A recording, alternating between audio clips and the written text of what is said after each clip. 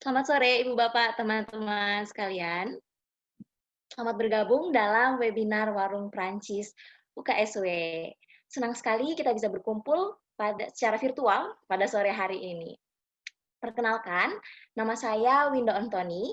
Saya adalah salah seorang relawan dari Warung Prancis UKSW dan saya yang akan memandu webinar kita pada sore hari ini. Webinar sore hari ini adalah webinar perdana Warung Prancis UKSW dan kali ini kami mengangkat tema Social Media Strategy 101. Sebelumnya saya akan memperkenalkan sedikit pada Bapak Ibu teman-teman sekalian yang mungkin belum pernah mendengar tentang Warung Prancis UKSW. Warung Prancis UKSW adalah satu dari 29 warung Prancis yang ada di Indonesia yang didirikan oleh IFI atau Institut Français d'Indonésie, Kedutaan Besar Prancis di Jakarta. Warung Prancis sendiri merupakan tempat informasi mengenai Prancis, baik itu kebudayaan Prancis, studi di Prancis, serta beasiswa yang ditawarkan oleh pemerintah Prancis. Nah, untuk di Warung Prancis UKSW sendiri, kami menyediakan berbagai jenis buku-buku, CD, lalu DVD, majalah Prancis, dan brosur tentang kegiatan IFI. Jadi, untuk Bapak Ibu teman-teman sekalian, ketika mendengar tentang Warung Prancis UKSW, jangan sampai terlintas, wah bisa dapat ratatouille atau escargot nih, seperti itu. Warung Prancis UKSW sendiri terletak di gedung Fakultas Bahasa dan Seni, tepatnya di ruang KB 107 Universitas Kristen Satya Wacana, dan setiap hari kerjanya dikelola oleh 9 relawan Warung Prancis UKSW yang berasal dari berbagai fakultas di UKSW. Jadi kami tidak berasal dari satu fakultas saja, tetapi dari berbagai fakultas yang ada di UKSW. Akan tetapi sejak tanggal 16 Maret 2020, sayang sekali Warung Prancis UKSW tidak bisa menerima kunjungan karena situasi pandemi yang terjadi saat ini. Kami para relawan Warung Prancis untuk saat ini tersebar di 5 kota di Indonesia, dan oleh karena itu Warung Prancis UKSW hanya bisa berfungsi secara online melalui sosial media. Nah, situasi seperti inilah yang melatar belakangi kegiatan webinar kita sore hari ini. Kami merasa dari Warung Prancis UKSW sendiri merasa sangat perlu bimbingan tentang tips-tips mengelola sosial media, khususnya di tengah situasi seperti ini. Di saat semua harus serba online, kami merasa perlu untuk lebih mengetahui bagaimana mengelola sosial media agar lebih efektif. Oleh karena itu kami sangat beruntung pada sore hari ini ada alumni Fakultas Bahasa dan Seni UKSW yang sehari-hari bekerja sebagai social media manager di Dentsu Aegis Network, sebuah perusahaan multinasional yang bergerak di bidang media dan pemasaran digital. Ibu Neno setuju untuk membantu kami, para relawan Warung Prancis UKSW, dan kami berpikir bagaimana kalau kegiatan ini dilaksanakan bukan hanya untuk Warung Prancis UKSW saja, tetapi juga dibuka untuk umum, sehingga semua orang bisa ikut belajar bagaimana cara mengelola sosial media dengan lebih efektif. Baik, Bapak Ibu teman-teman sekalian, perkenalkan saya memperkenalkan pembicara kita sore hari ini, Mbak Retno Prasetyani. Selamat siang, Mbak Retno. Siang, Winda. Siang. Wah, senang sekali nih Mbak Retno bisa kembali menyambut salah satu alumni UKSW ke kampus UKSW walaupun pada hari ini secara virtual. Iya, senang banget nih akhirnya bisa gabung sama teman-teman semuanya sore ini virtual ya. Iya, virtual, tidak bisa langsung ke kampus UKSW, tapi semoga di waktu yang lainnya boleh kembali ke kampus ya Mbak Retno ya. Iya, Baik, siap. Bapak Ibu teman-teman sekalian, Mbak Retno Prasetyani ini adalah seorang pegiat sosial media entusias yang sekarang bekerja sebagai social media manager di Dentsu Aegis Network. Sebagai alumni UKSW ini, Mbak Retno sudah mengawali karirnya sebagai jurnalis di majalah fashion dan sekarang sudah lebih dari 5 tahun berkecimpung di dunia sosial media. Saat ini Mbak Neno menangani beberapa klien termasuk Coca-Cola, Bridgewaters, Daijio, dan juga Shell. Baik, Mbak Retno, saya pikir sekarang sudah ada 245 peserta yang sudah sangat siap untuk dapat berbagai macam tips menarik dari Mbak Retno. Ya, oke. Mungkin sebelumnya aku kasih tahu perkenalan dulu kali ya. Jadi sebenarnya sosial media tuh apa sih gitu. Sosial media itu mungkin orang dengar yang ketika dengar kata sosial media yang come up tuh oh Facebook, Instagram, posting Insta story. Kelihatannya emang gampang kan, kayak nggak ya asal posting aja sih mau posting apa gitu. Tapi ternyata sebenarnya di balik postingan sosial media itu ternyata harus ada perencanaan yang matang biar kita bisa membantu branding baik diri sendiri ataupun branding untuk perusahaan atau brand atau bahkan komunitas-komunitas juga. Aku bakal share screen ya di sini.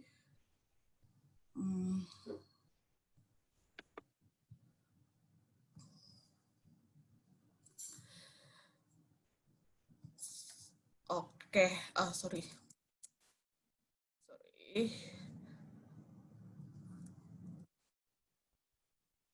Sebentar ya, maaf.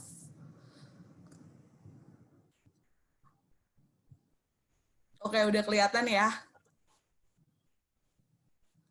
Kita kenalan dulu ya sama sosial media. Sekarang kalau kita ngelihat datanya, ini data Januari 2020, overview digital media Pasifik di sosial media di Asia Pasifik. Ini kita bisa lihat sekarang total populasinya ada lebih dari 4,3 juta manusia dan itu akan menggunakan mobile connection dengan internet user yang penetration-nya hampir 56%.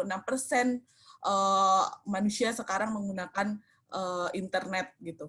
Terus di sini juga kita bisa lihat setiap harinya orang itu seberapa aktif sih di sosial media gitu. Average amount orang mengakses sosial media sendiri. Di sini kita bisa lihat dari berbagai device, mulai dari handphone, laptop, mereka tuh aktif banget di sosial media. Ada yang mulai paling kecilnya di 2014 itu dimulai dari 1 jam 45 menit per hari sampai sekarang di sampai data terakhir kita di 2008 itu sudah mencapai 2 jam 22 menit tiap harinya orang mengakses sosial media. Gitu. Terus kalau kita ngelihat dari seluruh dunia, perkembangannya gimana sih daily spend-nya mereka buat pakai sosial media? Indonesia sendiri itu masuk di peringkat kelima teraktif pengguna internet. Jadi cukup aktif banget, apalagi kalau kita ngelihat di Twitter, di Instagram itu orang Indonesia banyak banget yang sangat aktif di sosial media dengan updates kontennya mereka gitu. Terus platformnya apa sih sebenarnya? Kan banyak banget tuh channel sosial media yang diakses gitu. Mulai dari Facebook paling tinggi ya, terus disusul dengan YouTube, WhatsApp, Messenger, dan WeChat, dan Instagram. Untuk beberapa seperti WeChat, itu karena di Cina itu WhatsApp nggak bisa masuk. Jadi kenapa di sini WeChat bisa masuk peringkat di bawah Facebook Messenger gitu. Sedangkan ini sekilas aja ya untuk Twitter Audience Overview-nya. Datanya dari Januari 2019 kita bisa lihat 6,43 juta pengguna Twitter itu bisa mulai selalu posting setiap harinya gitu. Jadi rata-rata penggunanya perempuan dan brand sudah mulai masuk dengan mengiklankan produknya di Twitter. Sedangkan untuk Instagram sendiri, data di tahun lalu kita bisa lihat penggunanya sekitar 62 juta dan mereka itu sangat aktif gitu. Karena di atas umur 13 tahun itu tahun lalu aja ada 29%. Sekarang pasti lebih banyak lagi gitu. Dan ini LinkedIn. LinkedIn itu penggunanya hampir terendah, cuman memang karena secara objektif LinkedIn itu digunakan untuk lebih ke bisnis gitu. Untuk overview dulu ya, overview data-data di sosial media sekarang penggunanya di Indonesia. Nah, sekarang kalau kita lihat tren sosial media di 2020 ini apa sih gitu? sekarang tuh di 2020 TikTok itu jadi populer karena sudah ada lebih dari 800 juta aktif user di TikTok dengan range usia 16 sampai 24 tahun yang mereka aktif posting video, untuk aktif posting foto juga di TikTok. Gitu. Terus sosial media berubah menjadi social commerce di mana orang bisa berjualan dan mendapatkan keuntungan dari menggunakan sosial media karena dia ada orang yang beli lewat sosial medianya gitu, kayak di Facebook, di Instagram, bahkan sekarang di TikTok pun mulai sudah ada orang yang berjualan gitu. Terus muncul-munculnya profesi baru nih kayak influencer, selebgram gitu. Jadi orang-orang yang menjadi role model dan diikuti oleh banyak banget orang di luar sana yang dia tuh sebenarnya tadinya nggak dikenal siapa, tapi karena dia punya konten yang mungkin edukatif atau bahkan dia memang cuman sekedar dia aktif di sosial media dan dia mungkin good looking gitu, dia bisa menjadi influencer.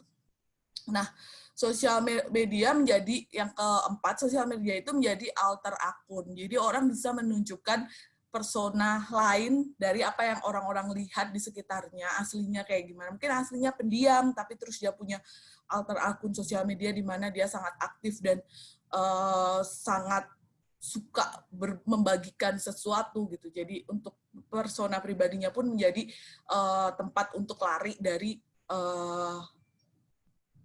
asli karakternya dia tuh kayak gimana gitu. Terus sosial media bisa untuk menjadi branding juga, kayak yang tadi sudah sempat saya mention di atas ya, sosial media kan bisa menjadi salah satu cara untuk memperkenalkan brand, memperkenalkan komunitas, bahkan memperkenalkan siapa diri kita yang pengen orang lain lihat gitu. Terus yang terakhir, sosial media menjadi tempat untuk menjustifikasi sesuatu. Kalau kita lihat sekarang kan trennya ketika ada foto apa, netizen komen semuanya dan bisa memberikan opininya mereka gitu. Jadi menjadi kayak social judgment place gitu. Nah, sebenarnya kalau dari obrolan kita, jadi branding itu salah satu manfaat dari sosial media. Branding itu adalah salah satu, branding itu apa sih sebenarnya? Kalau di sini dikutip dari Jeff Bezos, branding itu adalah apa yang orang pengen lihat dari kita. Jadi kita pengen mempertunjukkan apa sih ke orang gitu. Yang itu yang perlu kita bangun. Jadi apa alasan kita butuh branding di sosial media? Sebenarnya adalah untuk memperkenalkan siapa kita dan menawarkan apa yang kita punya atau apa yang kita jual untuk membangun kepercayaan orang lain terhadap kita atau produk kita, membangun reputasi, menggiring opini, baik itu opini yang baik ataupun yang tidak baik sebenarnya, dan menceritakan kita dari sudut pandang apa yang orang lain ingin lihat dari kita. Gitu. Lalu bagaimana caranya, pertanyaan selanjutnya adalah bagaimana cara kita membangun branding di sosial media? Sebenarnya ada 4 hal yang harus kita tahu dulu. Yang pertama adalah mempelajari kompetitor dan menemukan unique selling point kita. Yang kedua adalah menentukan siapa target market kita. Yang ketiga baru kita membuat sosial media plan-nya. Yang keempat adalah eksekusinya bagaimana. Nah, bagaimana cara kita buat memenuhi keempat hal ini? Sebenarnya ada 3 step. Yang pertama adalah menemukan unique selling point kita dan menemukan fenomena, insight, dan enemy dari produk kita. Baru setelah itu kita harus tahu objektif dan key message dari apa yang kita tawarkan. Yang ketiga adalah konten strategi. Yang keempat adalah eksekusinya, bisa berupa referensi konten dan bisa berupa gimana cara kita moderation kita dalam menghadapi komen-komen atau pertanyaan-pertanyaan. Dan yang terakhir adalah measurement dengan social media report gitu. Kita bahas satu-satu ya. Untuk menemukan unique selling point kita sebenarnya ada 3 hal yang paling penting di sini. Yang pertama interest, yang kedua attitudes, dan yang ketiga opinion. Interest itu apa sih?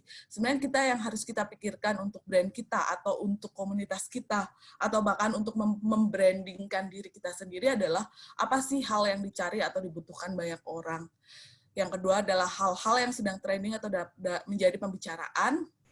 Dan yang ketiga adalah role model untuk brand atau orang yang dijadikan acuan gitu. Nah, ketika kita sudah menemukan itu, yang kedua muncul attitudes. Attitudes itu adalah pendapat orang ketika mendengar sebuah brand atau stigma yang berhubungan dengan brand tersebut. Yang ketiga adalah opinion lebih ke berita atau studi yang mempengaruhi cara berpikir dan pandangan konsumen. Nah, mungkin ini masih belum kebayang ya, kayak gimana sih cara nemuinnya. Saya coba bikin pertanyaannya nih, misalnya interest. Kalau kita ngomongin interest, ini interest itu lebih ke pendapat pribadi seseorang akan suatu hal. Misalnya, di sini saya bilang kayak, saya suka minum manis, dan menurut saya Chat Time adalah minuman yang paling enak. Nah, nggak semua orang boleh setuju nih. Misalnya ada yang, oh aku lebih suka boba, aku lebih suka es teh manis misalnya.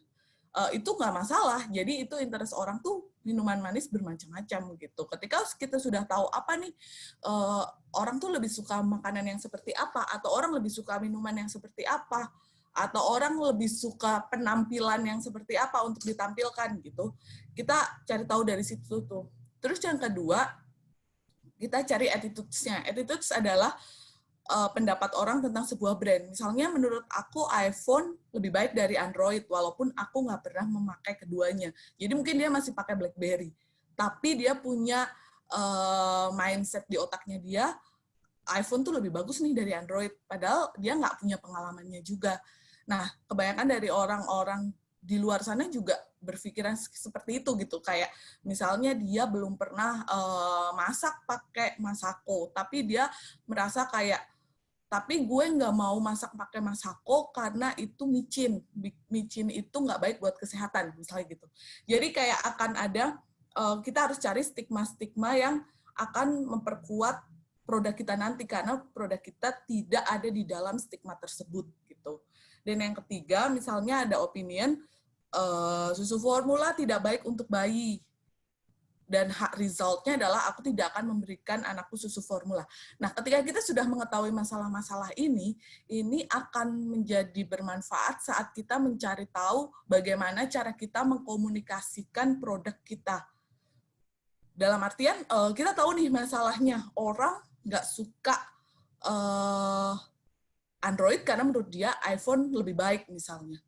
Ketika kita menjual Android, ya kita harus bisa memberikan fakta-fakta kenapa Android nggak lebih jelek dari iPhone nih, gitu.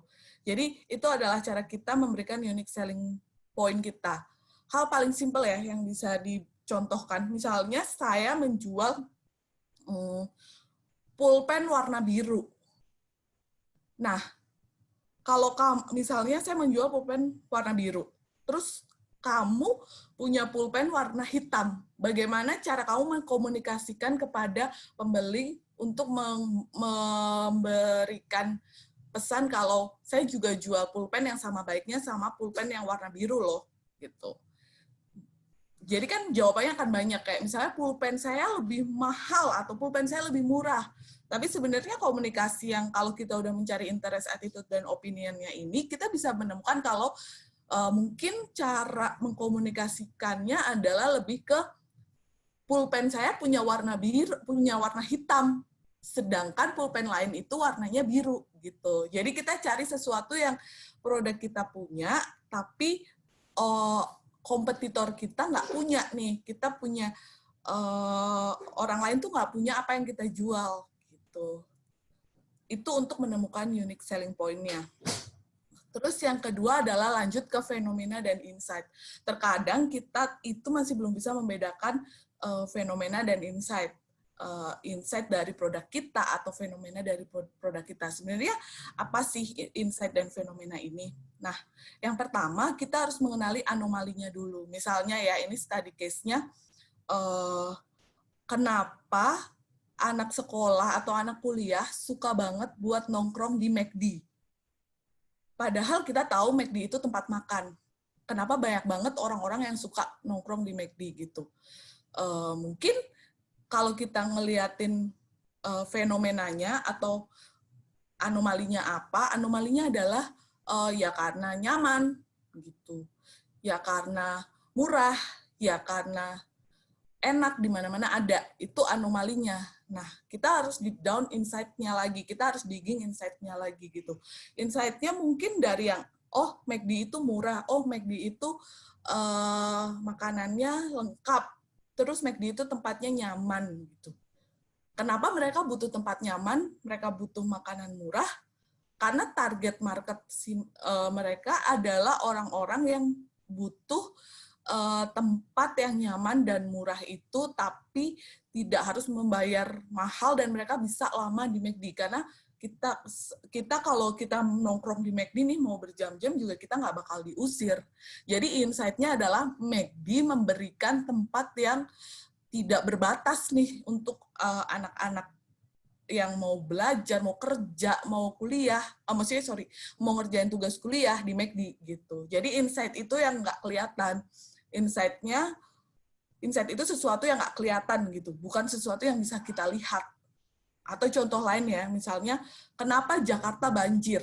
Mungkin fenomena dan anomalinya adalah ya karena orang buang sampah sembarangan, ya karena sungainya luber gitu. Tapi sebenarnya insight-nya adalah mungkin lebih kayak ya karena tidak ada saluran air yang cukup besar untuk menampung air, sesuatu yang tidak terlihat sih sebenarnya itu. Dari situ kita akan menemukan enemy kita, problemnya apa, problem dari masalah brand kita nih apa nih gitu. Misalnya kalau kita ambil contoh nih warung Prancis. Warung Prancis fenomenanya apa nih? Warung Prancis sekarang nggak bisa didatengin karena sedang pandemi corona gitu, dan orang nggak berani keluar.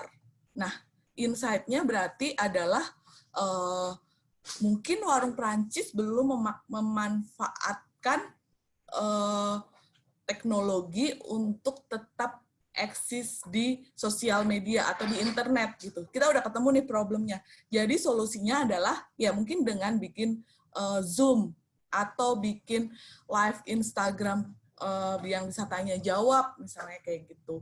Atau kita bisa utilize Instagram story terus kita kasih fitur question, jadi orang bisa nanya dan bisa tahu lebih banyak gitu. Jadi fenomena itu adalah sesuatu yang bisa terlihat, insight itu sesuatu yang kita nggak bisa lihat, tapi kita harus deep down cari tahu dulu fenomenanya untuk menemukan problem dan menemukan solusi dari kedepannya kita harus ngapain. Gitu. Itu untuk yang step pertama. Kita masuk ke step kedua ya. Nah, di step kedua tuh ada perbedaan antara goal dan objektif. Goal itu jangka panjang target yang ingin dicapai. Misalnya nih, kalau untuk warung Prancis, misalnya goalnya adalah untuk menjadi salah satu source terpercaya mengenai kebudayaan Prancis gitu. Tapi objektifnya adalah milestone yang ingin dicapai secara spesifik. Misalnya milestone-nya adalah ada 1.000 orang yang ikut seminar Zoom atau datang ketika nanti pandeminya sudah berakhir dan bisa dikunjungi, ada 1.000 orang sebulannya yang datang ke warung Prancis sendiri yang di kampusnya Bahasa dan Sastra ini gitu. Jadi dari situ kita bisa menyimpulkan dengan membuat key message. Key message itu satu kalimat yang berisi kelebihan, fenomena, insight, dan enemy, serta objektif yang kita sudah bikin sebelumnya. Misalnya kita bisa bikin menyediakan, kalau untuk warung Prancis ya kita bisa bilang menyediakan pusat kebudayaan Prancis yang bisa diakses kapan saja dan bisa memanfaatkan sosial media dan internet untuk memberi informasi mengenai kebudayaan Prancis. Misalnya kayak gitu. Jadi satu kalimat panjang yang isinya adalah key message dari apa yang ingin kita lakukan. Gitu. Dan ini juga berlaku untuk brand. Ketika kita jualan makanan, berarti USP-nya misalnya karena makanan kita pedas gitu, kita makanan kita lebih pedas dari yang lain. Kita bisa bilang makanan super pedas untuk orang yang suka makan pedas dan suka kayak susah menemukan makanan dengan rasa yang sangat pedas. Jadi kami menyediakan makanan pedas. Misalnya ini masih ini aku mencoba mengawang-awang dulu ya. Tapi ini bisa ditulis satu-satu. Jadi kayak nulis dulu USP-nya apa, fenomenanya apa, insight-nya apa, enemy-nya apa, objektifnya apa, baru kita bisa bikin satu kalimat gitu. Nah, yang ketiga, konten strategi. Mungkin selama ini orang mikir kayak ya posting di sosial media ya gampang, posting aja foto yang kita punya, atau misalnya kita jualan ya posting aja produk yang kita punya. Tapi apakah itu bisa efektif karena pada saat yang sama ada 100 foto dari produk yang mungkin hampir mirip dengan kita diposting di sosial media. Jadi pertanyaannya adalah bagaimana kita membedakan produk kita dengan produk orang lain, atau membedakan servis yang kita kasih dengan servis orang lain yang mungkin serupa dengan kita gitu. Jadi di sini konten strategi akan menjawab pertanyaan kenapa brand kamu membutuhkan konten dan apa yang akan diposting, di mana, untuk siapa, kapan, dan bagaimana kamu mendistribusikan konten tersebut. Terlihat agak rumit ya, tapi kita coba telaah satu-satu. Nah, kita bisa lihat dulu dari sosial media channel-nya. Di sini saya coba bagi yang lebih personal dan yang untuk bisnis. Jadi di sini yang udah jelas, LinkedIn ini sangat business minded dan untuk profesional. Jadi jangan pernah menggunakan LinkedIn ini untuk posting, aduh lapar nih pengen bakso, jangan pernah posting seperti itu di LinkedIn, karena itu adalah ranah postingnya mungkin Instagram Story, Facebook masih oke, tapi kalau LinkedIn kayaknya nggak sesuai dengan jenis channelnya sendiri. Jadi tiap sosial media channel itu memiliki kelebihan dan kekurangan masing-masing. Yang perlu kita tahu adalah channel mana yang akan kita pilih dan konten seperti apa yang akan kita posting. Terkadang kita karena malas ya, jadi postingnya mirroring aja nih, sama posting di LinkedIn, di Facebook, di Twitter, di Instagram, sama semua postingnya. Hasilnya tentu akan beda-beda karena memang tiap masing-masing sosial media channel tuh nggak sama. Misalnya buat di LinkedIn, orang akan lebih tertarik buka konten-konten yang berupa artikel, yang berupa informasi, yang akan ngasih atau berhubungan dengan profesional pekerjaan, misalnya kayak gitu. Karena dia memang dibuat untuk mencakup masalah-masalah profesional dalam kerjaan. Sedangkan untuk lebih personal, Facebook, Instagram, dan YouTube itu sebenarnya di tengah-tengah. Dia bisa dipakai untuk personal maupun untuk personal maupun untuk pribadi ya, profesional gitu. Jadi di Facebook sekarang semua brand juga hampir punya Facebook gitu. YouTube kebanyakan brand juga punya YouTube gitu. Instagram pun seperti itu. Sekarang yang bisa dibilang paling personal dan paling lebih sedikit iklan itu TikTok. Cuman sekarang di TikTok pun sudah mulai ada TikTok for Ads. Jadi brand bisa invest atau bisa melakukan iklan di TikTok gitu. Jadi sebenarnya sudah tidak ada sosial media yang benar-benar personal gitu. Nah, gimana sih kita bikin konten yang bisa disukai dan berbeda dengan konten-konten yang lain dari brand yang produk-produk atau service-service yang hampir sama dengan yang kita punya gitu. Kita punya framework-nya. Jadi ada top funnel, middle funnel, dan bottom of funnel. Top funnel adalah konten yang dibuat menarik untuk membuat orang tuh mau nih follow sosial media kita. Jadi kontennya lebih general, bisa ngomongin sesuatu yang sedang trending, bisa tap in di sesuatu yang lebih orang suka. Misalnya jualannya Coca-Cola, karena Coca-Cola itu punya message dia lebih cocok diminum saat orang ngumpul nonton bola, saat kebersamaan, togetherness. Nah, konten yang dibuat pun menarik, lebih ke konten-konten yang berhubungan dengan pertandingan bola, dengan hangout yang memang rame-rame gitu. Karena itu akan menarik orang buat merasa relate dengan dirinya sendiri gitu. Oh iya, gue suka bola, jadi gue bakalan follow Coca-Cola misalnya, seperti itu. Nanti ketika sudah ada konten yang general, kita akan bikin konten yang lebih mengerucut lagi, middle of funnel. Jadi middle of funnel ini konten yang sudah mulai memasukkan produk kita di kontennya. Jadi udah mulai ngomongin nonton bola tuh enaknya sambil minum Coca-Cola misalnya. Kalau kita konteksnya Coca-Cola ya. Misalnya kalau kita ngomongin warung Prancis nih, misalnya kita bisa ngomong di top of funnel tuh film-film Prancis yang paling digemari misalnya.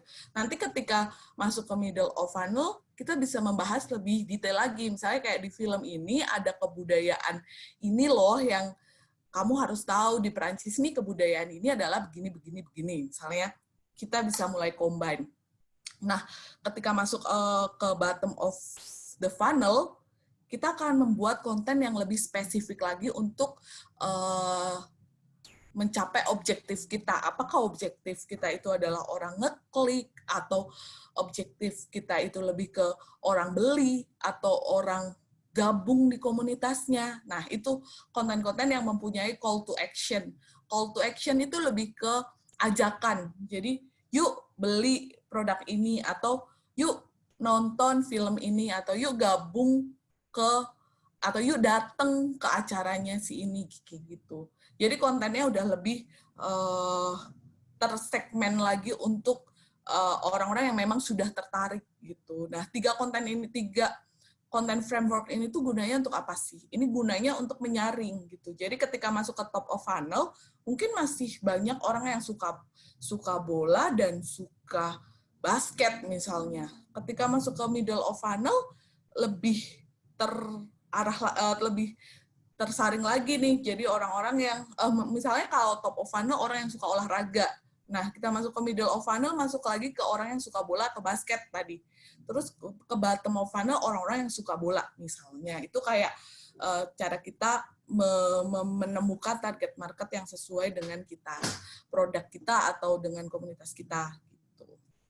Nah, konten type-nya sendiri kayak gimana sih? Gitu. Ada yang namanya konten always on, dan ada konten yang unpredictable, ada konten campaign. Nah, always on tuh yang kayak gimana? Kalau always on itu jenis-jenis konten yang kita akan posting setiap hari atau seminggu 3 kali, tapi jenisnya akan sama, konten rutin harian gitu. Kalau masuk ke unpredictable, unpredictable adalah sesuatu yang kita tidak bisa rencanakan sebelumnya. Jadi misalnya tiba-tiba ada tren let's say film Parasite menang awards, itu kan dadakan kan, kita nggak bisa planning konten sebelumnya. Jadi ketika itu keluar, ya kita bikin responnya adalah kontekstual konten yang sesuai dengan film Parasite misalnya. Kita bikin meme yang mirip sama gambar-gambarnya film Parasite yang posternya gitu. Terus kalau campaign itu adalah konten yang sudah kita rencanakan untuk kita buat gitu. Misalnya campaign paling gampang dikenal itu campaign Ramadan. Ketika Ramadan, semua orang akan posting, semua orang dan semua brand akan posting sesuatu yang berhubungan dengan Ramadan. Jadi ini adalah masuknya di campaign konten-konten campaign Ramadan. Karena kita yang sudah merencanakan campaign-nya mau kayak gimana, step-stepnya apa saja, itu tuh udah ada. Nah, untuk live report, sebenarnya live report ini bisa jadi salah satu bagian dari campaign, karena saya kita bikin acara, itu acara pasti udah kita rencanakan. Tapi atau ada juga yang dadakan, jadi itu unpredictable juga, kontekstual juga, tergantung sampai mana nih kita mau membuat konten live-nya.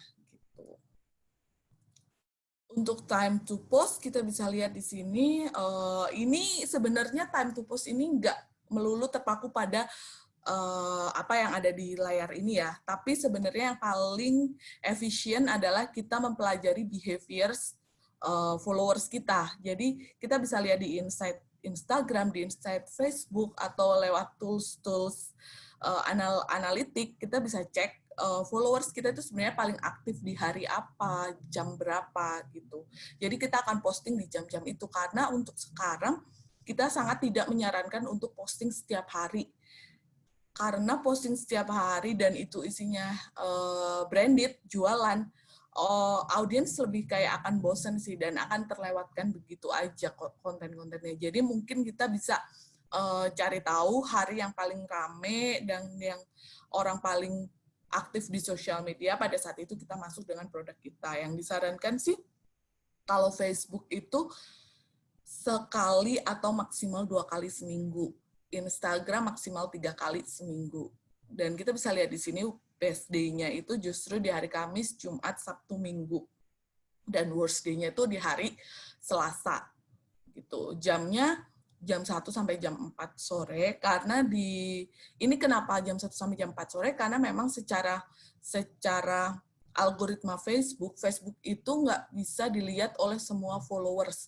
Jadi Facebook itu sekarang makin banyak yang komen, makin banyak yang likes, itu akan makin terlihat di feeds followers. Kalau tidak, Facebook dan Instagram itu punya algoritma, kontennya hanya bisa terlihat oleh 10% dari followers. Misalnya punya followers 100, yang bisa ngelihat feed kita cuma 10 orang.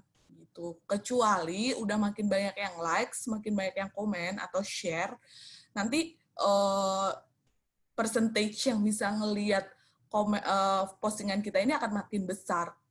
Kenapa seperti itu? Karena Facebook dan Instagram karena Instagram juga punya Facebook ya, jadi Facebook dan Instagram ini memang sekarang semakin pengen jualan ads-nya mereka. Jadi kalau kita nggak pakai ads, jadi orang yang ngelihat konten kita pun semakin sedikit gitu. Jadi kalau mau tetap pakai cara organik itu adalah konten-konten yang tidak menggunakan ads.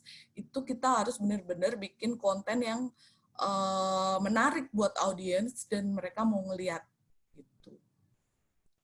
Kita lihat dulu ya untuk Twitter dan LinkedIn. Twitter mungkin kalau Twitter 1 hari sekali masih oke, karena secara feed Twitter tuh juga cepet banget kan, dan dia Twitter saat ini menjadi satu-satunya channel yang masih real time.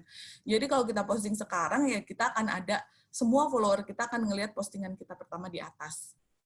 Jadi algoritmanya masih real time gitu. Dan kalau untuk LinkedIn sebenarnya karena ini dipakai untuk bisnis dan profesional, ini sih bisa kontekstual ya, ketika kita punya update soal misalnya warung Prancis mau punya event, baru dia posting, itu nggak apa-apa, nggak harus tiap hari sekali atau seminggu sekali pun nggak apa-apa, tapi disesuaikan dengan event-event yang bakal dilakukan gitu, atau lagi ada acara apa, atau lagi ada misalnya ada pembukaan warung Prancis baru di mana gitu, kita bisa masukin itu ke konten-konten LinkedIn-nya.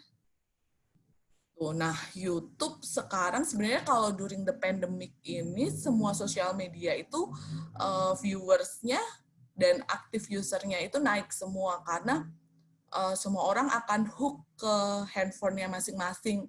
Mereka akan sehari pasti akan punya waktu lebih dari 2 jam untuk untuk melihat postingan-postingan di sosial medianya gitu, termasuk YouTube. YouTube ini menjadi yang salah satu yang paling diuntungkan dalam pandemik ini, karena orang-orang itu semakin aktif di YouTube. Makanya dari itu sekarang juga YouTube punya subscription untuk menonton video-videonya, sehingga kalau nggak pakai yang berbayar, kita akan ngelihat iklan nih, paling tidak satu video itu 2 iklan gitu. Nah, gimana sih caranya bikin content ideation? Tadi yang kita udah omongin di atas tuh, ada konten TOFU, top funnel, middle funnel gitu. Gimana cara kita membuat ini dalam real life gitu ya? Kita coba bikin ada template-nya nih. Jadi template-nya tuh tentukan dulu bisnis objektifnya. Bisnis objektifnya tuh apa? Apa hal yang mau dicapai oleh bisnis kamu, atau komunitas kamu, atau brand kamu gitu. Nanti kita turunkan menjadi sosial media objektif. Sosial media objektif ini fungsinya adalah untuk membantu mencapai bisnis kamu dengan branding di sosial media gitu. Dan dari sosial media objektif ini ada 3 jenis konten. Jadi ada hero konten, hub konten, dan help konten. Hero konten ini adalah konten-konten yang berisi USP dari produk, sehingga pembeli harus membeli produk kamu apa, atau sehingga calon anggota komunitasmu bisa bergabung ke komunitasmu. Kenapa orang harus memfollow sosial mediamu, misalnya gitu. Nah, kalau ini adalah hub konten. Hub konten ini adalah konten yang dibuat untuk membantu orang yang belum mengikutimu, orang yang belum mengikuti mengikuti sosial media kamu, biar dia follow sosial media kamu. Jadi kita memperkenalkan sosial media kita di account lain gitu ya. Nanti mungkin contohnya biar kebayang ya. Dan yang ketiga adalah have content adalah apa yang membuat orang melihat postingan kamu gitu. Ini coba kita tulis contohnya ya. Contohnya misalnya sabun nih, kita jualan sabun. Jadi bisnis objektifnya adalah menjadi salah satu toko sabun organik yang terpercaya di Indonesia. Sedangkan untuk sosial media objektifnya adalah mempunyai pembeli yang masing-masing dari sosial media channel, misalnya 50 pieces sebulan, misalnya dari Instagram 50, dari Facebook 50, gitu. Atau dari e-commerce 50, misalnya kayak gitu. Nah, hero kontennya adalah USP dari produknya. Misalnya, kulit cerah dan sehat kini ada di tanganmu karena sabunnya tidak menggunakan SLS dan paraben, misalnya gitu. Hub kontennya adalah mempromosikan postingan melalui selebgram atau Facebook Ads. Jadi, hub konten itu ada di pihak ketiga. Jadi, ketika kita, kalau bahasa sekarang tuh mungkin endorse atau paid promote, itu tuh masuk ke hub konten. Gitu. Nah, help content adalah konten-konten yang lebih general, tapi berhubungan dengan hero konten kita gitu. Misalnya kayak kita ngomongin jenis-jenis masalah kulit dan temukan sabun yang sesuai misalnya gitu. Jadi itu lebih general, tapi kita punya solusi dari si help konten ini karena kita ngomongin masalah kulit, kita punya solusinya adalah sabun jenis apa yang cocok. Gitu. Jadi ini contoh ideation-nya ya. Nah, yang ketiga kita masuk ke referensi sosial medianya. Ini tadi kan baru kebayang nih ideation hero content tuh kayak gimana, hub content gimana gitu. Help content kayak gimana. Kita kasih contoh hero content-nya. Hero content-nya di sini saya mau kasih lihat feed. Jadi feed ini sempat kemarin Lebaran dia punya campaign namanya Tahan-Tahan dan kita bikin eksekusinya kita pakai ini, bisa lihat ya.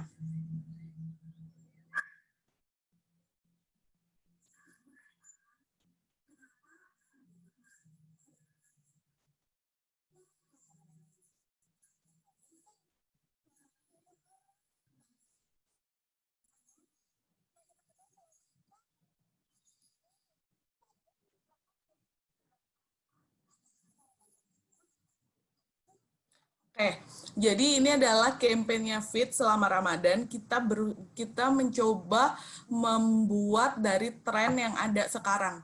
Trennya itu kan sekarang podcast, tapi nggak semua orang tertarik sama podcast. Gimana kita bisa bawa itu podcast ke sosial media yang orang lebih tertarik untuk melihat, yaitu Instagram gitu.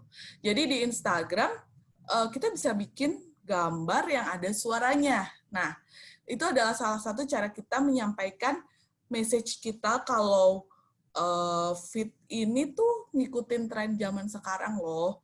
Terus feed ini juga punya pesan tahan-tahannya ini sendiri gitu. Dan dia mengajak orang untuk ketika buka dan sahur minum feed gitu. Tapi dengan cara dikemas lebih menarik. Jadi nggak yang direct langsung pas sahur dan buka minum fit ya, misalnya gitu. Nggak kayak gitu. Jadi kita bawa gimana caranya produk highlight kita tuh terlihat. Gitu. Ini untuk campaign sampel konten ya. Jadi konten di campaign pada saat ada campaign. Gitu. Nah yang kedua kita bisa pakai interaktif konten. Ini dulu saya sempat pegang Fresti juga. Jadi di Fresti gimana caranya bikin konten yang menarik. Jadi kontennya tuh nggak ngebosenin cuman gambar orang minum Fresh Tea misalnya.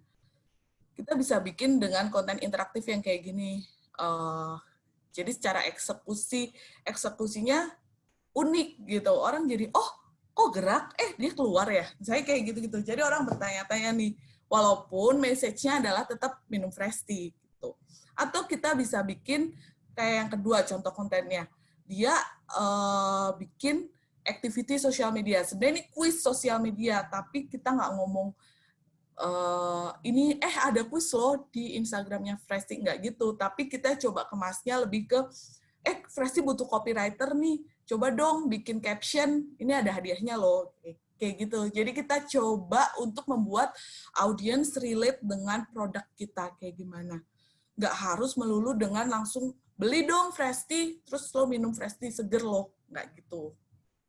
Ini untuk contoh hero konten ya. Sekarang kita ngomongin hub konten. Tadi adalah konten yang disebar atau didistribusikan di luar channel kita gitu. Misalnya kayak di influencer atau menggunakan ads gitu. Kita lihat di sini GoPay. GoPay waktu itu dia pakai Jota Slim.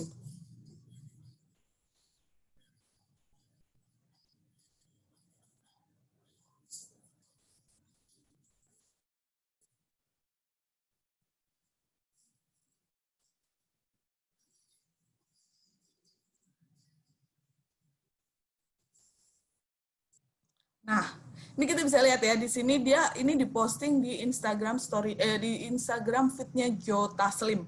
Dan ini sempet rame tuh orang-orang sempet ngomongin wah seru banget ya Jota Slim lucu banget marah-marah lalalala.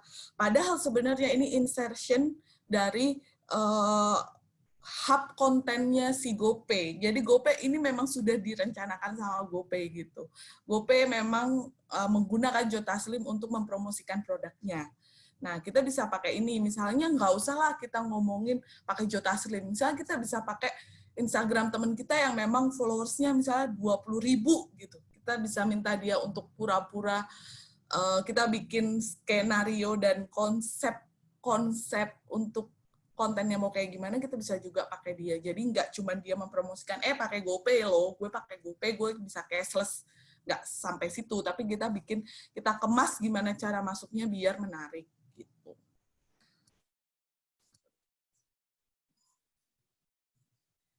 Ini juga sama sih, ini juga masih mempromosikan GoPay. Gitu. Nah, yang kedua masih dari Gojek. Kalau kita lihat sempat di Twitter itu rame kan, Rich Brian posting dia kangen makanan Indonesia dan Gojek masuk ke situ. Mungkin buat kita yang nggak tahu, wah pas banget nih Gojek memanfaatkan momen.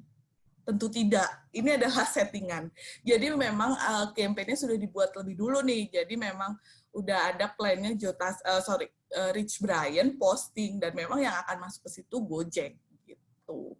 Jadi salah satu kebetulan yang bikin iklannya Gojek ini kan sekarang jadi atasan saya di kantor ya. Dia cerita sebenarnya untuk membuat konten yang viral itu syaratnya ada 3. Yang pertama adalah kasusnya sepele tapi yang ngeluarin orang yang punya followers besar, atau kasusnya besar tapi yang ngeluarin orang yang bukan orang yang punya followers besar tapi kasusnya besar nih. Dan yang ketiga adalah kasus besar dan yang ngeluarin orang yang punya follower besar juga gitu. Nah kebetulan di sini dia menggunakan cara yang kasusnya kasusnya kecil tapi yang ngeluarin orang besar gitu. Jadi yang ngeluarin Rich Brian nih, tapi sebenarnya kasusnya receh banget, dia cuma kangen makanan Indonesia gitu. Nah, untuk kontekstual konten, kayak tadi yang kita bilang nih, Parasite waktu itu jadi dapat awards, terus muncul parody of Parasite ini, jadi Parasit. Ini yang makanya lumayan banyak, mulai dari PLN, terus Polresta Bandung, Lex Express Indonesia, sampai ke apa sih ini, Honda ya. Jadi ini yang dibilang tadi, gimana cara bikin konten yang bisa menarik walaupun followers kita belum banyak. Kita bisa riding on moment ketika ada sesuatu yang tren, kita posting sesuatu yang berhubungan dengan tren tersebut, pasti akan ada yang notice dan nanti konten kita juga akan jadi viral juga nih gitu. Tanpa perlu ada ads atau organik. Tadi kalau kita ngomongin algoritma Instagram atau Facebook, konten-konten kayak gini nih yang cocok buat kita ngedapetin engagement yang gede tanpa harus spend money di ads. Gitu. Atau kita bisa lihat Netflix templates tuh kemarin kan Money Heist sempat happening banget, semua orang nonton Money Heist. Dan Netflix bikin template ini yang cukup viral karena banyak banget orang yang akhirnya make template-templatenya si Money Heist ini. Gitu. Jadi nggak terbatas cuman pakai video atau feed konten, tapi kita juga bisa utilize Instagram. Apalagi Instagram tuh sekarang fiturnya banyak banget. Ada question, polling, ada quiz, discussion. Jadi kita bisa manfaatin itu template-template itu untuk berinteraksi juga dengan followers. Nah, kalau ngomongin social media engagement, ini ngomonginnya komen, terus komplain, DM. Nah, pasti kalau yang megang sosial media sebagai mimin-mimin ini pasti udah tahu banget nih, komennya netizen tuh nggak bisa dikontrol. Nah, gimana sih cara kita untuk menghadapi komen-komen itu? Ketika kita udah posting, pasti ada yang komen. Nah, komennya tuh yang pertama positif. Komen tuh positif, ada netral, ada negatif, dan notable. Semua komen harus dibalas, kecuali komen itu lebih ke menggunakan kata-kata kotor atau menggunakan bahasa yang rasis, itu boleh dihapus. Tapi kalau ada komen yang, walaupun komen negatif isinya komplainan tentang produk kita, kita harus balas. Kenapa? Jangan sampai itu dihapus. Kenapa? Karena ketika kita hapus, berarti itu memvalidasi si penulis komen itu kalau produk kita memang jelek. Tapi ketika kita balas, kita bisa tanya, misalnya, ternyata ini kok di makanannya ada lalatnya sih, gitu. Kita bisa lakukan investigasi gitu, kayak boleh tahu pembeliannya kapan, pengirimannya kapan, dan kita bisa ngasih solusi, misalnya, oke, karena kita salah, kita ganti dengan produk baru ya Kak, misalnya gitu. Jadi di situ orang lain yang ngebaca juga akan ngerasa, oh brand ini, atau oh dia jualan kayak gini, tapi dia berkomitmen ya, ada tanggung jawabnya ya sama produknya dia gitu. Jadi semua komen positif kita kasih feedback juga. Netral tuh biasanya memberikan pertanyaan seputar produk. Itu bisa dibalas dengan penjelasan nih, kayak dia nanya produk apa, kita jawab dengan kelebihan kekurangannya apa gitu. Negatif tetap dibales, coba cari solusi dan pengecekan. Ketika udah notable itu udah lebih ke konten pertanyaan-pertanyaan yang sensitif. Misalnya nih kayak sekarang kasusnya Unilever. Bener nggak sih Unilever dukung LGBTQ misalnya? Nah, kita bisa hold pertanyaannya, kita bisa bertanya, kita bisa memberi jawaban yang nantinya mungkin jawabannya datang dari orang yang punya justifikasi untuk menjawab itu, misalnya tim legalnya kah, ataukah mungkin kalau kasusnya di warung Perancis, mungkin jika ada pertanyaan yang sensitif bisa dibales ketika sudah berkonsultasi dengan koordinatornya kah, gitu sih, untuk pertanyaan yang notable. Nah, ini do and don'ts untuk pertanyaan-pertanyaan, menjawab pertanyaan yang ada di komen. Yang harus kita lakukan adalah menjawab semua pertanyaan di komen, merespon semua pertanyaan. Walaupun nggak tahu jawabannya, tetap respon komennya. Misalnya, kita cek dulu ya Kak, atau apalah. Maksudnya kayak ada jawaban yang bikin orang tuh, kok gue dicuekin ya. Kadang orang ketika nggak dijawab akan berpikir kayak gitu. Kok gue udah nanya nggak direspon ya. Nah, yang keempat ini screenshot percakapan penting, percakapan yang memungkinkan adanya blunder atau misalnya nanti akan jawaban kita akan diputarbalikkan, itu kita harus screenshot. Jadi ketika dia hapus komennya dia, kita masih punya bukti. Ini lo pernah komen kayak gini gitu. Stay in character itu lebih ke tetap gunakan karakter yang ada di sosial medianya. Misalnya memang ada menyelipkan bahasa Prancis misalnya, kita bisa masukkan di situ gitu. Dan yang don'ts itu lebih ke saat menghadapi pertanyaan yang sensitif, jangan pernah mengambil keputusan berdasarkan udahlah udah capek nih ngejawabinnya jadi ngasal aja. Jangan pernah seperti itu. Jadi kayak harus tetap ikuti peraturan yang berlaku gitu. Terus nggak usah bertele-tele untuk menjawab, kayak dijelaskan secara rinci gitu, nggak usah. Terus hindari jawaban yang template. Biasanya kalau untuk jawaban di e-commerce, ketika kita nanya di e-commerce, itu jawabannya akan sama.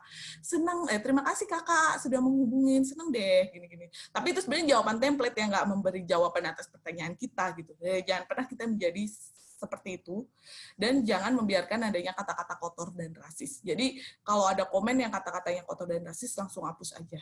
Kalau ini nggak masalah dihapus, cuman kalau untuk pertanyaan atau komplain jangan pernah dihapus. Gitu. Nah, yang terakhir sebenarnya ketika kita sudah melakukan semuanya tadi di atas, yang terakhir kita bikin report. Kenapa report ini harus ada? Paling tidak monthly, kita harus ngecek report sosial media kita. Kenapa? Karena ini adalah cara untuk measure apa yang sudah kita lakukan dan apakah ini bisa kita lakukan lagi atau tidak gitu. Jadi yang pertama harus memahami metriknya, yang kedua harus bikin list down apa yang diteruskan dan apa yang harus dihentikan. Yang ketiga adalah moving forward-nya kayak gimana nih dari learning yang bisa dilakukan, apa nih yang harus dilakukan gitu. Misalnya nih kemarin buat fit untuk campaign yang tadi tahan-tahan tadi ya yang kita udah lihat di atas, ternyata yang bisa diteruskan adalah ternyata di Facebook konten-konten yang bentuknya meme itu bagus responnya, tapi di Instagram nggak bagus nih. Berarti oke, kita terusin di Facebook, kita ganti konten lain di Instagram, jangan pakai meme. Itu moving forward-nya. Nanti ke depannya berarti nggak akan lagi pakai meme di Instagram. Mungkin kita bisa pakai video atau infografik gitu. Nah, metriknya report sendiri itu apa? Ada reach. Reach itu orang yang melihat postingan kita. Yang kedua, impression. Impression itu unique viewers. Orang yang udah ngelihat postingan kita, terus dia nge-like. Itu impression. Nah, engagement itu like, comment, share, save. Kalau di Instastory view, gitu. Jadi beda-beda ya di tiap-tiap channel. Kalau di Twitter itu nggak ada reach, tapi dia adanya impression, itu yang harus dipahami juga di masing-masing channel sosial medianya. Terus yang harus dilihat adalah follower growth. Jadi kita bisa lihat tiap bulannya tuh followersnya naik berapa, berkurang berapa, gitu. Dan kenapa? Kita harus cari tahu alasannya. Misalnya, followers kita naik nih pas kita posting kontekstual yang tadi parah sih misalnya. Oh berarti audiens tuh suka loh sama konten-konten yang sesuai tren kayak gitu. Nah yang terakhir adalah engagement rate. Engagement rate itu adalah engagement number. Jadi total dari like, comment, share dibagi sama reach. Reach kita berapa. Dan itu bisa dilihat kalau di Facebook itu kita bisa lihat itu di Insight. Di Insight itu kita bisa download angkanya berapa. Kalau di Instagram itu biasanya ada juga di analitiknya Instagram gitu. Tapi kalau nggak mau satu-satu gitu, biasanya masih ada banyak tools yang bisa digunakan. Misalnya ada Iconosquare, ada Social Blade, ada fanpage Karma, banyak sih yang bisa buat ngecek-ngecek gitu. Gitu sih untuk dari sosial media. Mungkin terima kasih segitu dulu. Kalau silakan dilanjutkan, Winda. Wah, terima kasih banyak Mbak Retno. Sangat memberikan banyak pelajaran dan pengetahuan-pengetahuan baru ya tentunya bagi para pengelola sosial media, apalagi terutama untuk Warung Prancis juga tadi diberikan banyak contoh-contoh. Kami sangat belajar banyak. Terima kasih Mbak Retno. Baik, untuk Ibu Bapak teman-teman sekalian, saya mengajak semuanya untuk bisa memberikan tepuk tangan bagi Mbak Retno dalam bahasa Prancis dengan menuliskan frap di fitur chat yang ada di panel Zoom masing-masing. Jadi karena ini kegiatan Warung Prancis UKSW, jadi kita menggunakan bahasa Prancis. Frap ini artinya adalah clap, clap, clap. Wah, sudah rame ya. Sudah banyak yang memberikan tepuk tangan. Baik, terima kasih Bapak Ibu, teman-teman sekalian. Tadi saya sambil melihat di chat di panel Zoom ini, saya melihat ada banyak sekali teman-teman dari Salatiga, lalu juga ada yang dari Cirebon, halo Cirebon, lalu teman-teman Warung Prancis dari Samarinda, halo Samarinda. Dan juga saya dapat informasi bahwa di peserta webinar sore hari ini, kami juga kedatangan teman-teman dari Public Relations dari Fakultas Teknologi dan Informasi, lalu juga kelas Public Relations FBS, kelas Ibu Frances. Selamat datang teman-teman, semoga tadi sudah banyak belajar ya dari Mbak Retno. Baik, teman-teman dan Ibu Bapak sekalian, kita akan masuk ke question and answer session, tapi sebelum itu, buat yang sudah memiliki pertanyaan, silahkan langsung menuliskan pertanyaannya di fitur chat, di fitur Q&A maksud saya. Nanti akan dipilih oleh Mbak Neno untuk bisa dijawab. Nah, sambil menunggu Mbak Neno bisa memilih pertanyaan-pertanyaan yang akan dijawab nantinya, Warung Prancis UKSW sudah menyiapkan sesuatu untuk teman-teman Bapak Ibu sekalian peserta webinar sore hari ini. Jadi pada sore hari ini kami punya kuis berhadiah, tapi khusus bagi mereka yang berdomisili di Salatiga. Kami akan memilih 3 pemenang dari kuis pada sore hari ini, dan para pemenang akan mendapatkan souvenir Warung Prancis dari IVI Jakarta. Oh, ya ini saya baru dapat informasi lagi. Ternyata di daftar peserta ada juga Pak Rian Rinaldi dari Institut Français d'Indonésie, Kedutaan Besar Prancis Jakarta. Bonjour, Monsieur Rian.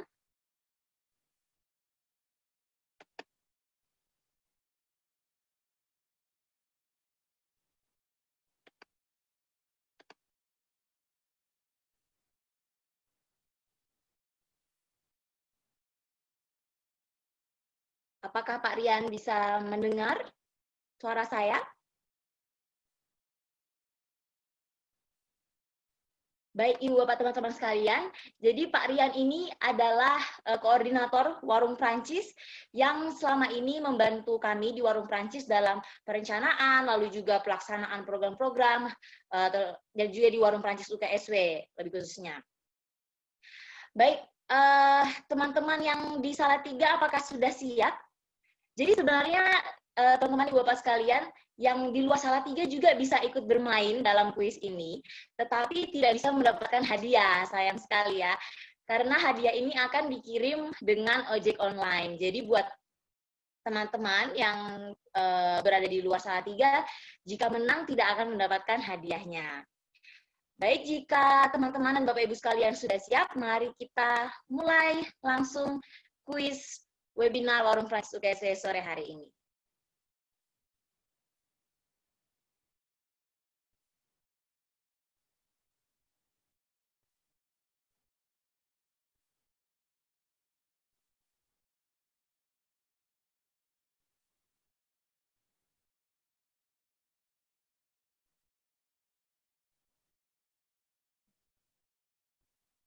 Sudah lumayan banyak ya.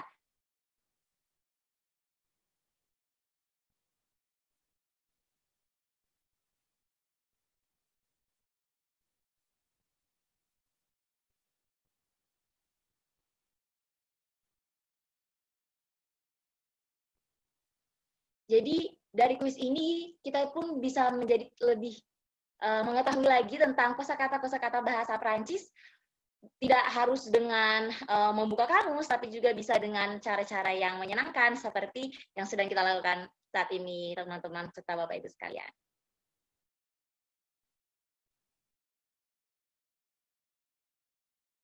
Sambil kuis sedang dijalankan, saya ingatkan kembali untuk teman-teman Ibu Bapak sekalian yang memiliki pertanyaan bisa langsung menuliskannya di fitur Q&A yang ada di panel Zoom masing-masing agar dapat dijawab nantinya oleh Mbak Neno.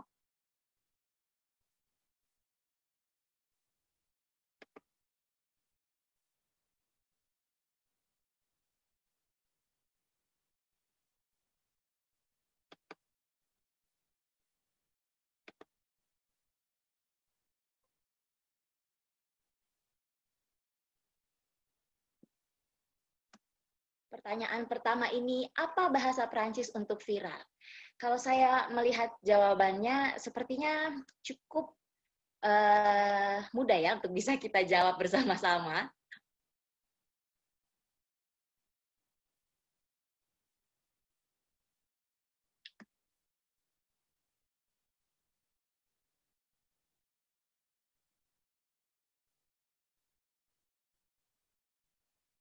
Baik, yang selanjutnya, apa bahasa Prancis untuk sosial media?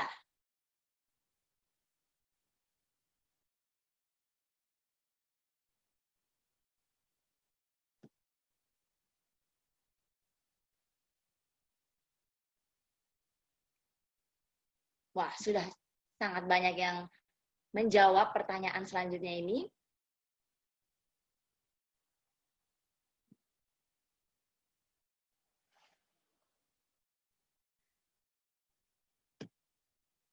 Informasi lainnya, teman-teman serta Bapak Ibu sekalian, nanti juga akan kami berikan kesempatan bagi teman-teman dan Ibu Bapak yang berminat untuk bertanya secara langsung kepada Mbak Neno. Silakan menggunakan fitur di panel Zoom masing-masing, raise hand, dan kami akan memilih peserta yang bisa bertanya secara langsung.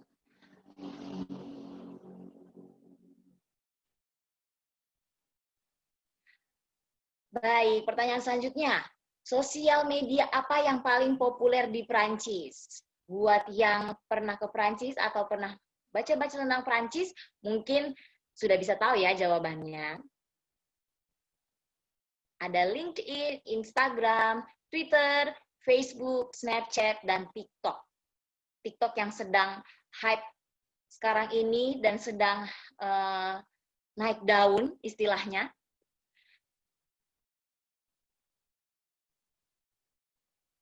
LinkedIn dan Instagram saling hampir sama ya presentasinya ya. Baik.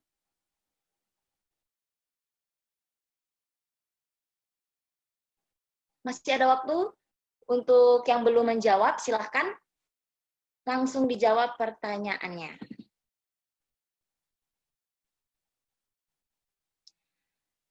Karena sudah ada Pak Rian di sini, Pak Rian bisa mendengar saya?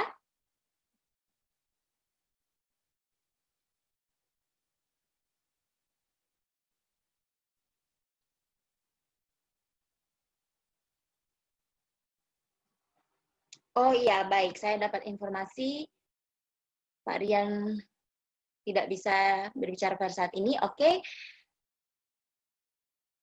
Ya, masih ada waktu untuk yang belum menjawab kuis ini, pertanyaan yang saat ini.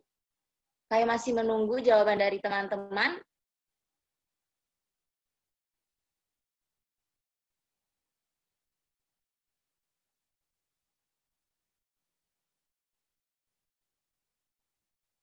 Baiklah, kuis telah selesai. Dan inilah jawaban yang benar. Mari kita lihat bersama.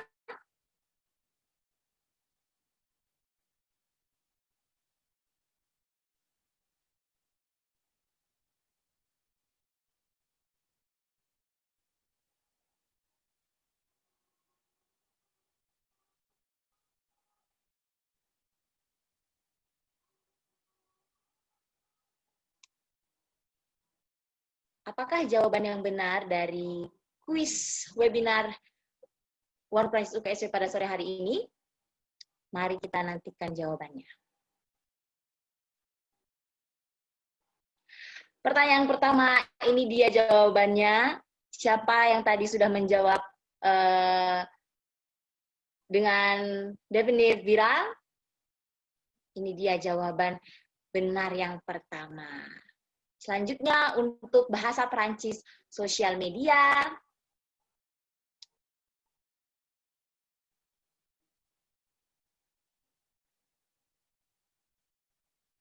Jadi kita bisa belajar tentang strategi-strategi sosial media dan juga dapat bonus tentang kosakata bahasa Perancisnya. Ini sangat benar-benar menguntungkan ya buat apalagi buat mahasiswa nih yang mungkin sedang tertarik belajar bahasa Prancis atau juga dosen dan yang lainnya. Wah, untuk sosial media yang paling digunakan itu ada Facebook di Prancis. Kalau di Indonesia apa ya? Baik, teman-teman Ibu Bapak sekalian, para panitia akan memilih 3 jawaban benar tercepat, dan nantinya para pemenang ini akan diumumkan di Instagram Warung Prancis UKSW. Jadi untuk teman-teman, Bapak Ibu sekalian yang mungkin belum follow Instagram Warung Prancis UKSW, silahkan langsung follow Instagram kami dan nantikan postingan terbaru dari akun kami. Instagram Warung Prancis UKSW itu @warungprancis.uksw.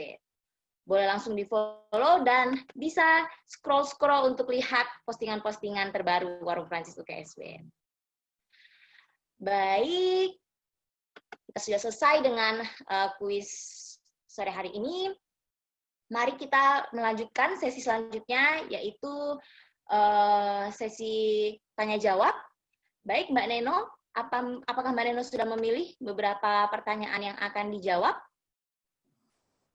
Iya, udah sih beberapa pertanyaan. Aku mau jawab Yosafat. Dia pertanyaannya bagaimana dengan strategi damage control, misalnya cuitan pendiri brand yang kontroversial, yang jadinya rasis. Oke. Iya, memang menunggu strategi penanganannya selesai pasti akan ada makan waktu ya buat dikonsultasikan oleh tim legalnya gitu ya. Tapi yang bisa dilakukan di sosial media adalah admit that you are wrong. Jadi kayak minta maaf, bikin postingan permintaan maaf mungkin, dan mengakui kalau memang tidak sensitif dengan dengan topik-topik yang sedang kontroversial ini gitu. Jadi sambil menunggu akan ada penanganannya seperti apa. Yang jelas kalau memang itu salah bisa minta maaf, dan it would be appreciate juga sih dari followers juga atau dari pengguna sosial media ketika melihat dia mengakui kesalahannya dan dia minta maaf. Jadi yang bisa dilakukan mungkin bikin satu postingan yang isinya meminta maaf atas ketidaksensitifannya dengan masalah tersebut. Walaupun tidak usah, mungkin nggak perlu menyalahkan ke satu pihak ya, karena memang walaupun itu yang salah misalnya si foundernya yang salah, tapi memang branding si foundernya itu sudah tidak bisa lepas dengan si perusahaannya sendiri gitu. Jadi memang segenap, mungkin bisa dibilangnya segenap perusahaan minta maaf dan minta maaf atas ketidaksensitifannya bla bla bla bla bla. Udah sampai situ aja sih. Jadi tidak usah blaming ke salah satu orang, cuman mungkin secara responsibel mungkin perlu diinfokan juga kalau saat ini untuk permasalahan ini sedang ditangani oleh tim legal kami misalnya. Itu misalnya sih, bisa digituin sih, dan pengguna sosial media akan appreciate ketika brand mau minta maaf gitu. Itu untuk pertanyaan pertama ya. Untuk pertanyaan kedua, misalnya tren parah sih, elemen khusus yang harus diperhatikan, misalnya regulasi atau aturan. Sebenarnya untuk tren parah sih ini cukup, beberapa brand yang saya pegang juga sempat nanya nih, perlu nggak nih kita ngikutin tren parah sih? Kita bisa bikin tren ini apa enggak gitu. Tapi kalau dari kita ngelihatnya, kalau dari saya sendiri waktu itu pertimbangannya adalah parasi ini cenderung ke negatif, karena cenderung menjelekkan sesuatu ya.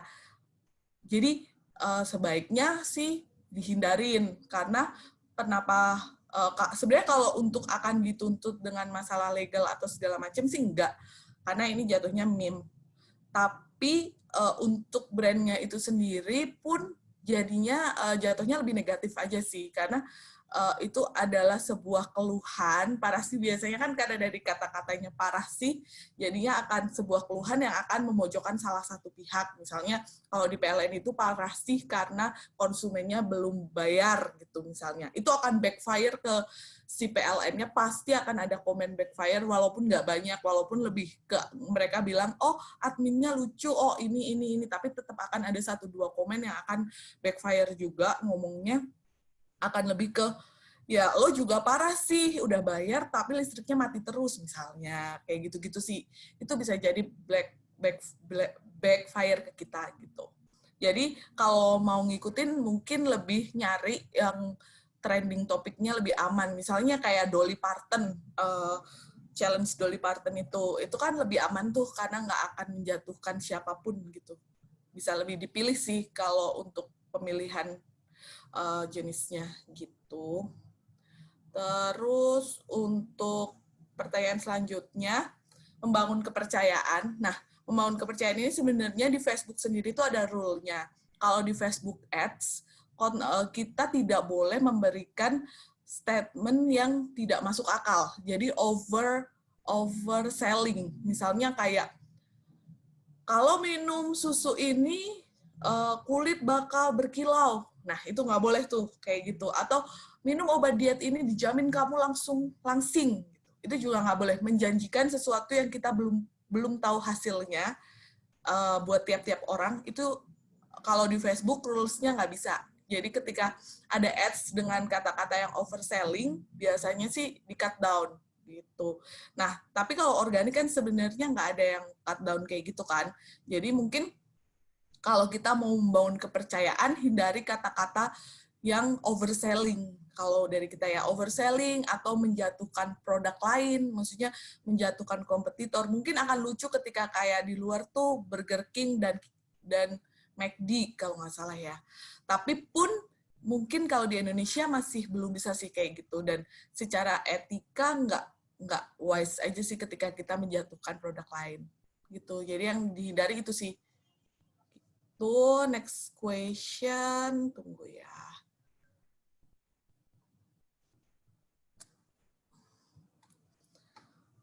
Ngomongin agensi, departemen media sosial di agensi, pembagian divisinya ada apa aja. Nah, ini tuh sebenarnya masing-masing agensi berbeda. Ada agensi lokal yang biasanya cuman punya sosial media eksekutif, terus sosial media eksekutif dan digital marketing. Dah. Jadi si sosial media eksekutif itu bertanggung jawab untuk semuanya, mulai dari pembuatan strategi, pembuatan konten, sampai reporting, itu semuanya dia yang ngerjain. Tapi kalau misalnya di perusahaan yang sudah lumayan gede, atau misalnya kayak multinasional gitu, biasanya kita punya ada sosial media eksekutif, terus ada analitik, jadi analyze. Jadi si data analis ini yang akan bikin reportnya. Jadi konten itu dibuat sama si sosial media eksekutif, ada data analis, ini yang akan bikin kontennya. Terus ada desain grafis yang akan bikin desain postingannya, dan akan ada social media manager, dan akan ada social media lead. Jadi ada lima ini ya, 5 tugas yang berbeda gitu. Untuk workflow-nya kayak gimana? Biasanya ketika ada brief dari klien, misalnya dia mau dibikinin campaign, biasanya itu strategi akan datang dari social media manager. Jadi social media manager akan bikin strateginya kayak gimana, dan nanti eksekusinya akan dilakukan oleh social media eksekutif dan graphic design. Untuk beberapa case, misalnya untuk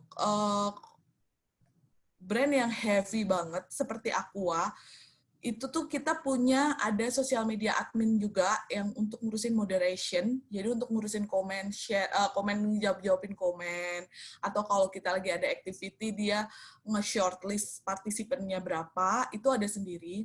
Dan nanti ada ketika kita udah bikin campaign-nya itu selesai, nanti reportnya akan dibuat oleh data analis gitu. Data analis itu yang akan bikin reportnya, dan nanti ketika reportnya jadi akan dicek juga sama sosmed manajernya sebelum di-present ke klien. Gitu sih untuk workflow-nya sedikit banyak. Gitu. Terus sebentar. Nah, kalau beberapa sosial media yang berbeda, Nah, ini balik lagi nih, tergantung channelnya apa. Misalnya punya Facebook, Instagram, sama Twitter, sama YouTube misalnya. Sebaiknya kontennya jangan sama, karena apa yang bagus di Facebook belum tentu bagus di Instagram. Karena secara demografi, pengguna Facebook itu kebanyakan sekarang itu yang aktif adalah orang-orang di atas 30 tahun, 30-35 tahunan yang aktif ya. Dan mereka itu lebih suka untuk share, untuk mendapatkan info-info gitu. Jadi kontennya itu bentuknya informatif konten, kayak tahu nggak sih ternyata ini bisa begini loh, kayak gitu. Lebih tertarik kayak gitu sama meme mungkin yang lucu-lucu. Nah, untuk yang audiens antara umur 20 sampai 30 tahun biasanya masih pakai Facebook, tapi mereka silent reader, mereka cuman lihat aja gitu. Beberapa case mungkin kalau posting tuh masih ada, tapi nggak se-heavy posting di Instagram gitu. Jadi kita lihat dulu secara demografiknya, followersnya kayak gimana. Dan kalau di Instagram itu biasanya lebih postingannya bisa lebih interaktif ya, bisa lebih menarik gitu, karena Instagram adalah base-nya gambar. Jadi sebisa mungkin gambarnya menarik. Karena terkadang orang tuh ngelihat Instagram, dia cuma lihat gambarnya, tapi nggak baca caption-nya. Gitu. Kalau di Facebook kan orang biasanya caption-nya ditaruh di atas gambar kan. Jadi orang akan baca caption-nya dulu, baru ke gambarnya. Gitu. Kalau di Instagram kan kebalikannya. Jadi di situ kalau bisa visualnya harus sudah menarik dulu nih, biar orang tertarik buat baca captionnya gitu. Beda lagi di Twitter. Di Twitter itu the power of word. Jadi memang harus tulisannya yang strong. Captionnya itu harus strong gitu sih. Jadi kita kenali dulu masing-masing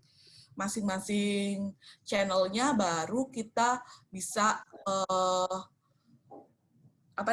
baru bisa tentukan jenis kontennya gitu. Baik, Mbak Neno. Ya.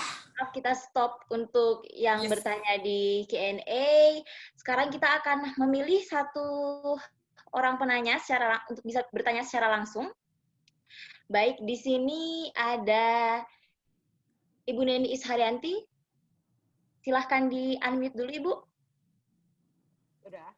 Apakah sudah terdengar? Ya, bisa terdengar. Halo, Neno. Halo, Bu Nen. Ya, sedikit memperkenalkan diri, nama saya Neni Isharyanti, dan saya masih mahasiswa. Bener loh ya ini, saya masih mahasiswa. Mau tanya, Neno, dari pengalaman memegang sosial media di berbagai perusahaan ya, perusahaan media terutama, biasanya itu ukuran keberhasilan dari sebuah campaign atau penggunaan akun media sosialnya tuh berdasarkan apa? Karena tadi ada engagement, ada impression, apakah ngitung dari berapa banyak impression atau engagement, atau menghitung berapa banyak kenaikan sales and marketing misalnya setelah campaign tertentu gitu. Karena itu kan kadang-kadang kan pihak perusahaan tuh juga suka ragu-ragu untuk memakai sosial media karena ngapain juga di sosial media kalau tidak ada kenaikan secara signifikan dari sales and marketing yang benar-benar hard cash ya, maksudnya cash masuk gitu ya. Nah, terus kemudian ini juga menjawab pertanyaan misalnya buat apa sih pakai influencer gitu. Karena kadang-kadang ya lu influencer tuh lu ada gunanya nggak sih gitu. Karena lu kan cuma posting lu dibayar mahal tapi yang nggak ada pemasukan yang signifikan gitu. Jadi pertanyaannya adalah biasanya tuh ukuran keberhasilan yang dipakai oleh klien dan yang dipakai oleh perusahaan sosial media strategis itu apa? Terima kasih. Oke, menjawab pertanyaan Bu Neni ya. Yang pertama, metrik keberhasilan campaign itu apa? Sebenarnya gini, kalau kita ngomongin sosial media, memang sosial media ini tidak bisa direct to sales. Ada banyak faktor yang harus dilakukan selain sosial media untuk bisa bikin itu menjadi direct to sales gitu. Sebenarnya sesimpel gini, posting di sosial media itu tujuannya untuk apa? Tujuannya untuk branding, dan branding itu bukan sales. Branding itu ngeluarin duit, sedangkan untuk sales itu dapat duit. Terus gimana nih cara kita bikin sosial media kita menghasilkan uang? Nah, itu faktornya banyak banget nih. Kenapa ada Facebook Ads, kenapa ada influencer, itu adalah faktor yang membantu sosial media untuk menghasilkan sales. Karena kalau dari sosial media sendiri, dari pengalaman kemarin-kemarin ya, dengan klien, setiap mereka bikin mereka bikin campaign, objektifnya adalah awareness, objektifnya adalah lead, sebenarnya gitu. Jadi engagement, awareness, dan lead. Lead itu bisa berupa email, database email, yang nantinya database email itu bisa dipakai untuk dikirimin newsletter. Newsletter pernah ada kan yang dapat di emailnya tuh newsletter dari Lazada atau dari Traveloka gitu. Dan di situ itu ketika diklik baru direct ke sales gitu. Jadi sosial media ini nggak menghasilkan uang, memang tidak gitu, karena memang sosial media ini tujuannya adalah membangun branding, membangun kepercayaan orang untuk terhadap brand kita gitu. Jadi emang secara objektif biasanya beda-beda sih tujuannya apa. Misalnya kayak ada campaign buat launching produk, ya tujuannya dia cuman sekedar orang tahu nih, oh misalnya Fit mau launching produk lagi nih. Misalnya botol kemasan 220 gitu. Jadi objektifnya adalah memperkenalkan botol ukuran 220 gitu. Atau misalnya ada kampanyenya Coca-Cola yang bikin orang buat submit emailnya dia.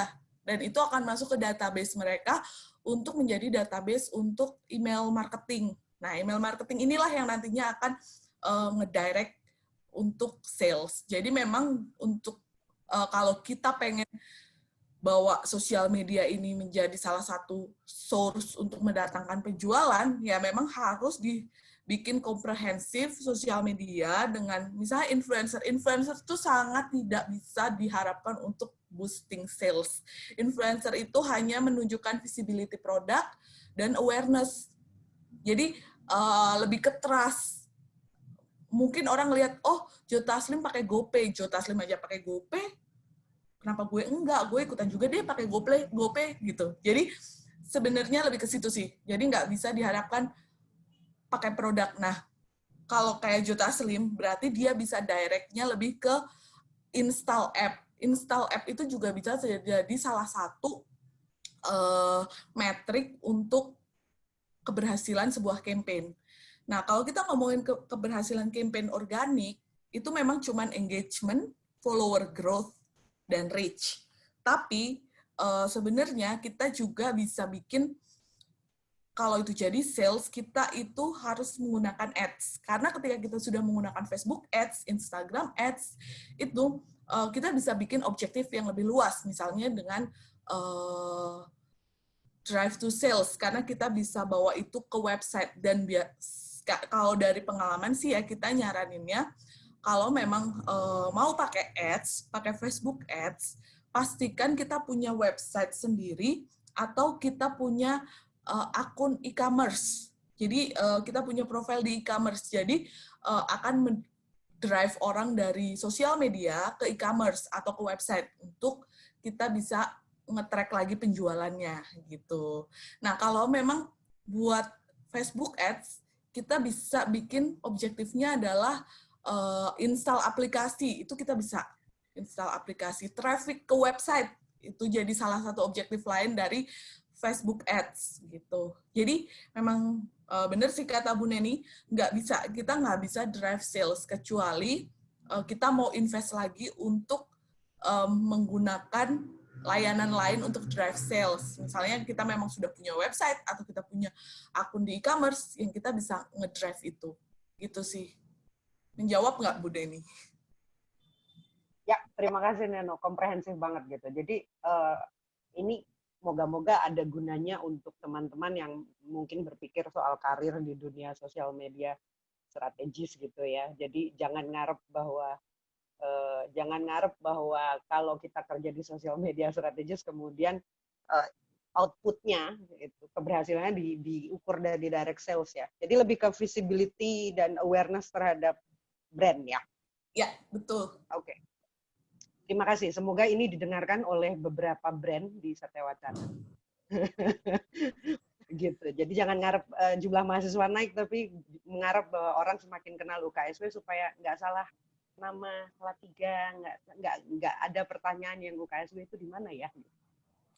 Yes, betul. Sebenarnya gini, sesimpel ketika semakin banyak traffic ke misalnya kita punya Instagram, terus kita pakai ads atau pakai sosial media dan kita kasih trafficnya ke website kita, semakin banyak traffic yang datang, tingkat conversion orang yang akan engage sama kita akan lebih besar possibility-nya. Possibility ya, kita ini cuma ngomonginnya possibility. Kita nggak bisa memastikan berapa sih. Gitu. Baik, terima kasih Mbak Neno untuk jawaban-jawabannya. Terima kasih juga untuk Ibu Neni yang sudah bertanya tadi. Terima kasih juga buat teman-teman yang sudah bertanya ya. Untuk pertanyaan-pertanyaan yang belum dijawab, nanti akan dilanjutkan melalui Instagram, Warung Prancis UKSW. Semoga Mbak Neno tetap bersedia untuk menjawab pertanyaan-pertanyaan yang belum terjawab pada sore hari ini. Sangat seru sekali ya webinar sore hari ini dengan trik-trik dan strategi yang diberikan oleh Mbak Neno dan juga pertanyaan-pertanyaan kritis dari teman-teman Ibu Bapak sekalian yang sudah diberikan di kolom Q&A ini. Tapi sayang sekali karena waktu sudah menunjukkan pukul 15.38 waktu Indonesia Barat dan kami harus mengakhiri webinar pada sore hari ini. Terima kasih untuk Mbak Neno atas materi dan jawaban-jawabannya, sangat membantu kami yang sedang belajar tentang sosial media. Kami belajar apalagi Warung Prancis ya, untuk bisa mengelola sosial media kami dengan lebih efektif. Warung Prancis UKSW juga berharap webinar ini bisa dapat menjadi sumbangsi bagi teman-teman dan juga Bapak Ibu yang mengelola sosial media baik di kampus UKSW maupun di luar kampus UKSW. Untuk informasi sertifikat webinar pada hari ini akan terkirim ke alamat email teman-teman Ibu Bapak sekalian sesuai dengan data pendaftaran di Zoom. Informasi lainnya juga, saya mengundang kembali peserta webinar pada sore hari ini untuk bergabung kembali kepada dalam webinar Warung Prancis UKSW yang kedua yang akan berlangsung di hari Senin besok tanggal 29 Juni 2020 yang akan mengangkat topik studi di Prancis. Pembicara untuk hari Senin adalah Mbak Renza dari kampus Frans Yogyakarta dan juga Ibu Si Natalia Sukmi dari UKSW. Untuk yang ingin mendaftar, silahkan langsung mendaftar di link yang tertera pada layar Zoom teman-teman Ibu Bapak sekalian atau langsung men-scan QR Code yang juga tertera pada layar. Baik. Ini adalah akhir dari webinar kita pada sore hari ini. Mbak Neno dan juga Pak Ryan, merci beaucoup. Para peserta semuanya dalam webinar sore hari ini, merci beaucoup. Selamat sore, bon après-midi, selamat berakhir pekan, bon weekend. Sehat selalu dalam masa-masa pandemi corona saat ini, dan sampai bertemu di hari Senin. Au revoir. Terima kasih.